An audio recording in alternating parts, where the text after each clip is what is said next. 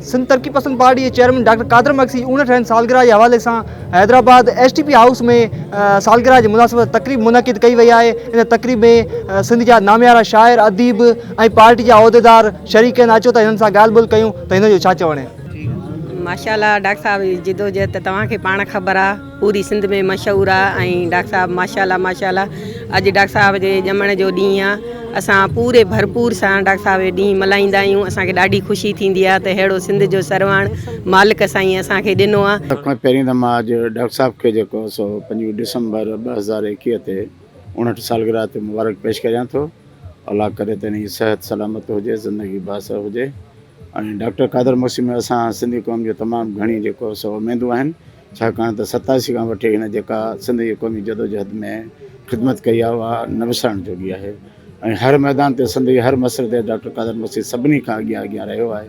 तोड़े के सिंध जूं केतिरियूं ॿियूं बि जमायतूं आहिनि सिंध जे इशूज़ ते जेको अॻियां अचनि थियूं, पर डॉक्टर साहब सभिनि खां नुमाइंदो आहे। असां हिन मां उमेदु रखी सघूं था त अॻिते बि सिंधी क़ौम लाइ पंहिंजी जदोजहद जारी रखंदो। डॉक्टर कादर मक्सी इनकलाबी अगवान है।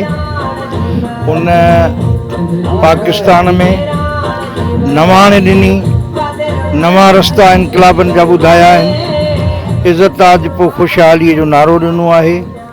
इन में ही क़ौमुनि जी निजात है, रुगो सिंधी क़ौम जी न पर समूरनि क़ौमुनि जी निजात है।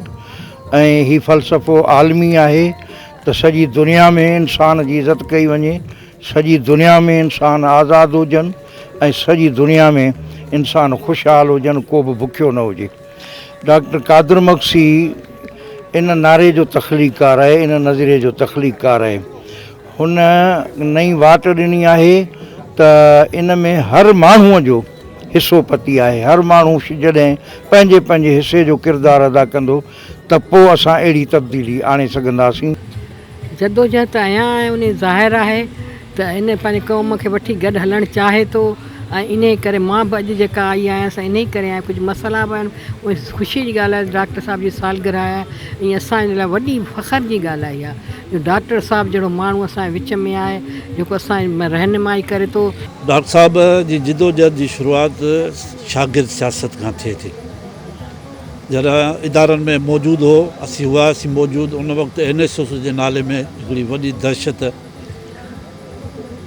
ज़ियाई आमिरत जे दौरान इदारनि सिंधियुनि माण्हुनि खां, सिंधी शागिर्दनि खां खसण जे लाइ NSS खे ठाहियो वियो। ऐं उन्हनि जो ख़ालिस मक़सदु इहो त इदारनि जे अंदरि जेका क़ौमी तहरीक आहे उनखे कुचले, उनखे उते ख़तमु कजे। छाकाणि त इहो रियासत वटि अहसासु हो त सिंध जो जेको शागिर्द आहे उहो हिसास आहे, उहो सुञाण आहे, उहो पढ़ियलु ॻढ़ियलु आहे, उहो पंहिंजे सिंध जे हालतुनि ते नज़र रखे थो। इन जे करे हुन में सेंसिटिविटी बि एतिरी आहे, इन जे करे हू उहे तहरीकूं बि हलाइनि था। तव्हांखे यादि ॾियारियां त 4 मार्च खां वठी इहे जेके बि तहरीकूं हुयूं उन्हनि जो बुनियादु जेको आहे सो तइलीमी इदारनि मां उथियो ऐं उहे अॻिते हलियो। डॉक्टर साहब जी उन जिदोजहद खां वठी मुसलसिल जेके बि सिंध जे मथां हमला थिया आहिनि, ख़ासि तौर ते नस्ल परस्त दहशतगर्दी जेका MQM जे शिकिल में हुई, जंहिं सिंध खे ताराज कयो ऐं डॉक्टर साहब पेर ॿधी, डॉक्टर साहब इंतिहाई संदरो ॿधी ऐं मैदान में लथो, उन्हनि खे चैलेंज कयो। छो त डॉक्टर साहब सम्झो पिए त इहा जेका MQM जो जिन पैदा कयो वियो आहे इहो अॻिते हली सिंध जे विराइण जो मुतालबा कंदो ऐं उहो अॻिते हली तारीख़ साबित बि कयो। ऐं डॉक्टर साहब खे असीं सलाम पेश कयूं था। डॉक्टर साहब जे लाइ असांजूं दुआऊं आहिनि। अल्लाह करीम हुनखे तमामु वॾी उमिरि ॾिए, वॾी हयाती अता करे त जीअं हुन जे अॻुवाणीअ में असां सिंध जे लाइ हीअ जेके ख़्वाब सिरजिया आहिनि उन्हनि खे साबिया ॾिसूं, उन्हनि जी सिंध खे ख़ुशी इज़त आजबो ऐं ख़ुशहाली ॾेई सघूं। इन जे करे असीं जेके बि डॉक्टर साहब जा कारकुन आहियूं, सिंध जा माण्हू आहियूं, डॉक्टर साहब सां वालियाना अक़ीदत कयूं था, मुहबत कयूं था ऐं असांजा इहे ख़्वाब आहिनि त इंशा अल्लाह ताला हीअ सिंध ज़रूरु सुरखरू थींदी ऐं उनजी सरवाणी, उनजी अॻुवाणी डॉक्टर कादर मक्सी कंदा। ॾिसो हालतूं तमामु ख़राबु आहिनि। इमरान ख़ान हिन मुल्क जी ॿेड़ी ॿोड़े छॾी, हाणे सिक्योरिटी रिस्क बणिजी वियो आहे।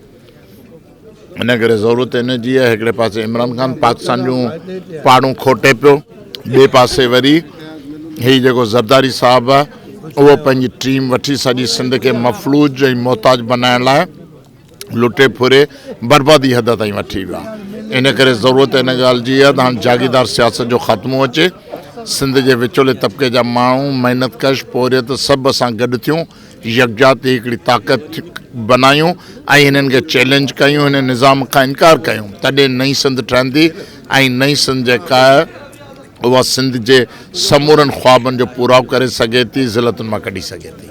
जी नाज़रीन, तकरीब में आयल माण्हुनि जूं ॻाल्हियूं ॿुधियूं, हिननि जो इहो ई चवणु आहे त डॉक्टर कादर मक्सी केतिरे ई अरसे खां सिंधी क़ौम जे हक़नि जी लाइ जदोजहद करे रहियो आहे ऐं डॉक्टर कादर मक्सी जो किताबु डॉक्टर कादर मक्सी जो इहो ई चवणु आहे त असांजे मुल्क जे मथां न्याज़ी हुकूमत जेका मरी वई आहे, तंहिं करे मुल्क में महांगाई उरूज ते पहुची वई आहे।